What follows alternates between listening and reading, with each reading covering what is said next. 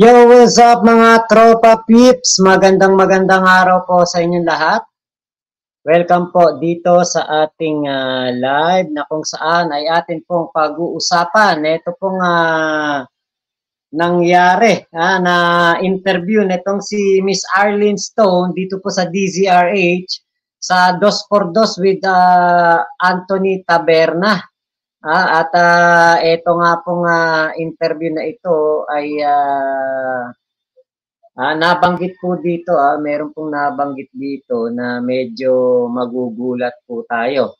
At matindi po ang revelasyon dito ni Arlene Stone. At ang ating pong pangalawang topic ay patungkol po dito sa pagiging eng-eng nitong si BP Sara. Dahil nga po dahil nga po siya ay tumanggi na magbigay ng kanyang oath para po dito sa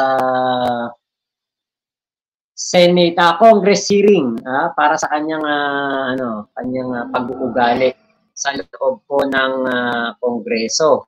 So ito po yung isa sa mga ito po yung napansin din nga natin. Medyo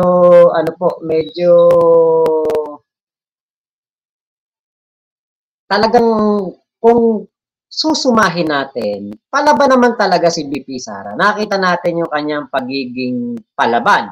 Pero yung kanya pong pagiging palaban ay wala po sa lugar. Ate Day August, hello po, shoutout po sa iyo. Magandang hapon po. Ayan, at kasalukuyan po na naka-live din tayo diyan sa Senado, pero ito po ay napakagandang mapag-usapan, lalo pa at ito pong balita po na ito ay kagimbal-gimbal. Nung akin pong malaman ito ay medyo nung una naiisip ko na sabi ko baka kako tong si Kibulok dahil nga human trafficking ang kaso, meron na rin ako dating na-topic na human trafficking ang kaso, ay meron po akong napag-alaman na ang mga kababayan po natin ay parang pinagbibili.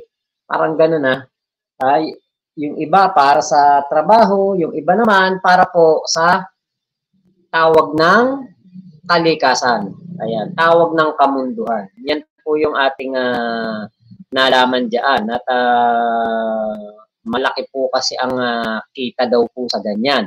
So ngayon, ito po yung pahayag ni Arlene Stone ay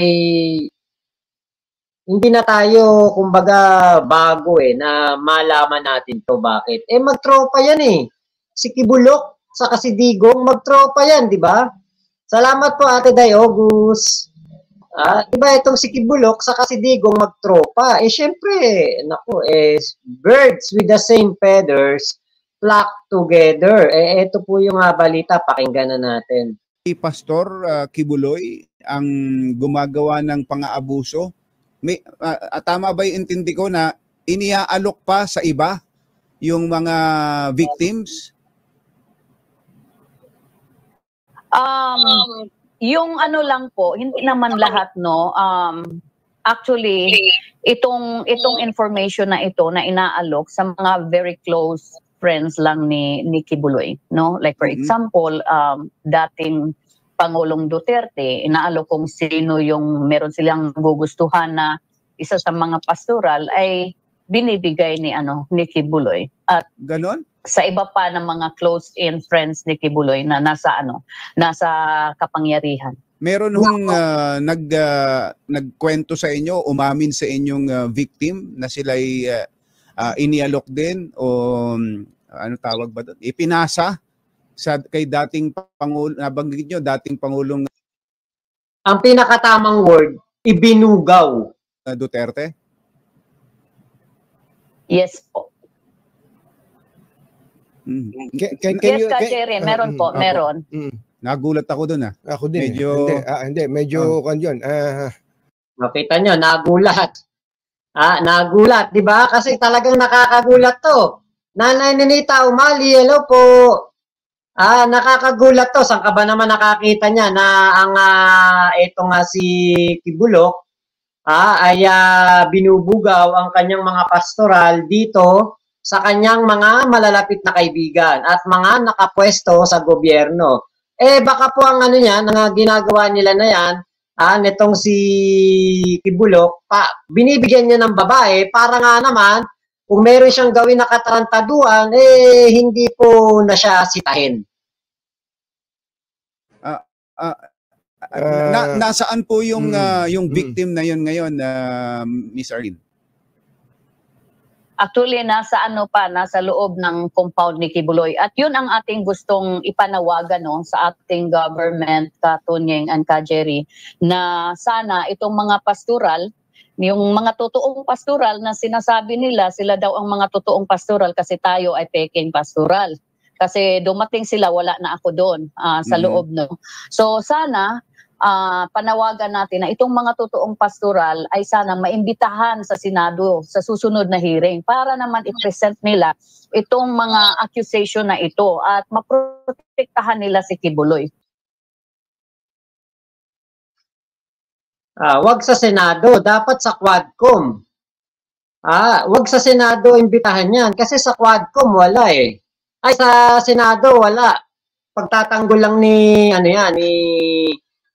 Bato de la Rosa, pagtatakpan lang yan ng KOJC, dapat sa Quadcom.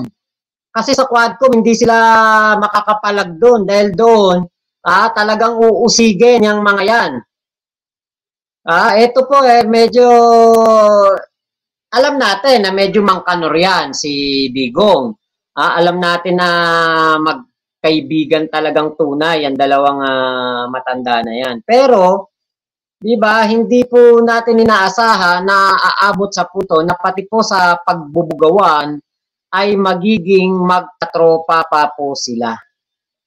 Magkatropa po sa bugawan itong dalawang to. At medyo ano po yan, medyo sensitibong bagay yan kasi syempre nga naman, itong si Kibulok, di ba, nahuli na po dahil po sa kanyang kasong human trafficking. Nahuli na rin po itong si Kibulok dahil nga po sa ginawa niyang paglapastangan sa mga kababaihan at sa mga kabataan pang-aabuso, yan po, kapag itong si Digong mapatunayan na meron pong mga witness na si Digong ay nabugawan itong si Kibulok, nako. Kaya itong si Digong, di ba? Biruin nyo, medyo wato si Garma. Tapos meron pa tong asawa. Marami tong ginawang pagpapakita ng Mangkanor noong kung ito ang presidente. Katulad na lang nung pumunta to ng Japan at Korea, nangahalik po to ng OFW. Pero hindi po, kala natin harot lang yun pero pag yung sinabi na pong tumanggap ng babae mula kay Kibulok, ibig sabihin, kaya pala hindi niya, kumbaga, yung kaso nitong si Kibulok ay patuloy po na binasura, dahil nga po, ito pa lang si Kibulok, di ba, ano pala talaga, meron pala talaga silang pagkakaintindihan ni Digong. Okay, punta naman po natin itong isang video na ito. Okay. Tapos yung iba every 3 months. Alam niyo, isa sa mga reliable source diyan si Arlene Stone kasi talagang ito from the KOJC to. May mga litrato ito kasama si Kibulok. Ayan, Jwin Bales, hello po, at Kuya Edward Porlahe, shoutout po sa inyo. Ayan, ito, puntahan natin tong video na to. Kung nakabayad ka, Tonyeng. Okay, ulit. Kung nakabayad ka, Tonyeng. Hindi daw po tayo nakabayad kasi yung members ko kasi meron silang mga patong-patong na yung goals, tinatawag po namin na pledges yun. Meron kaming mga pledges weekly, yung iba monthly, tapos yung iba every 3 months, yung iba every 6 months. Depende kasi may ano kami, pledges sa birthday ni Kibuloy, pledges namin sa mga anniversary. Meron kaming pledges pagdating sa Jubilee, which is January. Meron kaming TV pledges, meron kaming pledges to the poor. Ang dami po, dami naming pledges. So dumating yung time na yung pledges namin, yung pledges ko, hindi ko na naibigay consistently kasi dumating po yung time na ako po ay nagkaroon ng anak, pangalawang anak, at yung nanay ko na pinitisyonan ko ay nagkasakit po dito sa US. So hindi po naging regular yung aking pagtatrabaho. Kasi nung time po na ako ay may asawa, yung pangangailangan namin sa bahay ay shoulder ng aking asawa. So yung sweldo ko ay binibigay ko lahat kay Kibuloy kasi wala naman akong responsibility, cover ng asawa ko. So nung time na hindi na regular yung aking trabaho kasi inalagaan natin yung ating anak at yung aking nanay, doon po sila nagalit kasi ang nangyari po kapag hindi ko po naibigay yung aking goal, yung aking pledges ng isang buwan, papatong po yan for the next month. Magiging utang nyo. Para nga palang electric bill o water bill pumapatong. Talagang water bill, electric bill. Pero Miss Arlene, magkano ba 'yun? Yung para may idea lang ako, yung kayo po, yung personal nyo, magkano po yung inyong personal pledge ba yun na sarili nyo yung amount o sila ang nag-i-impose ng amount? Sila ang nag-i-impose ng amount. So una, ibibigay mo yung tithes mo, yung 10% of your income. Okay. So depende kung magkano yung income mo, ibibigay mo yung 10%. Tapos meron ka pang yung offering. Dapat yung offering, kasi alam nila kung magkano ang income mo, dodoblihin mo yon yung offering. Tapos meron silang ini-implement na mga goals, mga pledges sa amin. Like for example, yung TV pledge, weekly namin dyan is $150. Yung weekly. Tapos meron pang monthly, nakalimutan ko yung monthly namin. Basta yung buong buwan mo na pledges ay umaabot siya ng between 1,800 to 2,500 dollars a month. Dollars po yan. Dollars, yes. So talagang itong si Kibulok, hindi lang po manyakol, hindi lang po bugaw, nanggigipit pa po ito ng mga kababayan natin, lalo na yung mga nasa Amerika, mga nasa abroad. Kasi alam nila malaki sahod ng mga OFW alam nila na malaki mahuhut-hut nila dito. Kaya po, katulad niyan, si Miss Arlene Stone, alam niya kung ano ang kalakaran, alam niya kung ano ang ginagawa ng mga KOJC laban dito sa mga kababaihan at dito po sa mga miyembro. So, kukuhanan ka na ng tithes o yung porsyento sa yung buwan ng kita, meron pang offering, meron pang mga pledges, naku po, ubos ang pera. Kaya nakapagpagawa ng kingdom si Kibulok, kaya napakaganda ng kanyang prayer mountain. Maganda ang kanyang mansion, meron pa siyang mga luxury vehicle at meron din po siyang mga mga aircraft. Kasi nga po, etong si Kibulok, talagang parang buhaya. Nangungurakot ng sahod ng may sahod. Nangungurakot ng sahod ng eto, midnight guys. Totoo yan lahat sinasabi ni Miss Arlene na mga pledges dahil as a member. Kuya Edward Porlahe, hello po. At na Emilda Talaugon, magandang umaga. Makmak, terrible, hayop ang nagpapanggap anak ng Diyos. Yun nga po. Kasi ayan, katulad po niyan, meron po pala talagang talagang magiging pulubi ka sa ibang bansa. Ang payayamanin mo si Kibulok. Tapos yung pong mga kababaihan, binubugaw pa kay Digong. Kapag may matipuan daw si Digong na pastoral, ay nako, ipapagamit ni Kibulok. Sus Mariosep, ano bang klase yung ano na yan? Panoorin po ulit natin.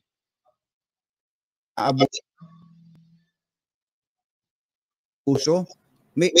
Tama ba yung intindi ko na iniaalok pa sa iba yung mga victims? Yung ano lang po, hindi naman lahat, no. Actually, itong information na ito na inaalok sa mga very close friends lang ni Kibuloy, no? Like for example, dating Pangulong Duterte, inaalok kung sino yung meron silang gugustuhan na isa sa mga pastoral ay binibigay ni Kibuloy. At ganon? Sa iba pa ng mga close-in friends ni Kibuloy na nasa kapangyarihan. Meron hong nagkwento sa inyo, umamin sa inyong victim na sila'y inialok din o ano tawag ba doon? Ipinasa kay dating Pangulo, nabanggit nyo, dating Pangulong Duterte? Yes po. Yes, meron po, meron. Nagulat ako doon Ako din. Medyo medyo kanyon. Nasaan po yung victim na yun ngayon, Miss Arlene? Actually, nasa loob ng compound ni Kibuloy. At yun ang ating gustong ipanawagan, no, sa ating government, ka Tunying and ka Jerry, na sana itong mga pastoral, yung mga totoong pastoral na sinasabi nila, sila daw ang mga totoong pastoral kasi tayo ay peking pastoral. Kasi dumating sila, wala na ako doon sa loob, no. So sana panawagan natin na itong mga totoong pastoral ay sana maimbitahan sa Senado sa susunod na hearing para naman i-present nila itong mga accusation na ito at maprotektahan nila si Kibuloy.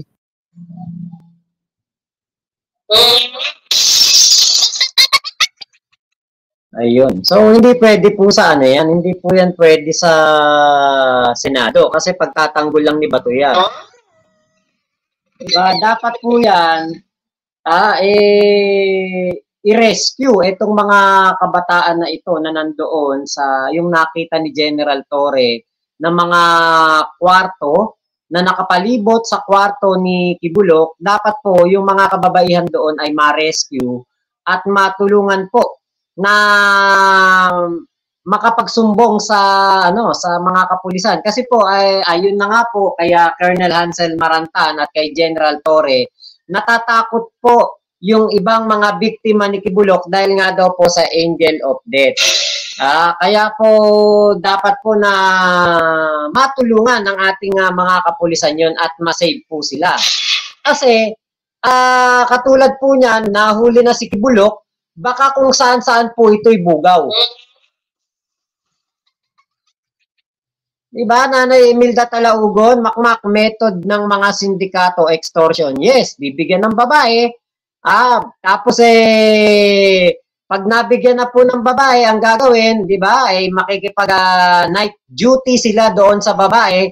At nako, kapag po nakipag night duty sila doon sa babae, meron po yang mga video, may mga hidden camera po yan na ilalagay kung saan yung kwarto. Tapos kapag kinalaban sila nitong politiko na to, ay nako, tatakutin nila na ilalabas ang video. Alam niyo po ba, napanood ko yan meron akong ganyang napanood na pelikula. Saan ko ba yan napanood na pelikula? Kung hindi ako nagkakamali kay Cillian Murphy. Hindi ko matandaan kung kay Cillian Murphy ba yan. Basta meron po ako napanood na ganyang pelikula.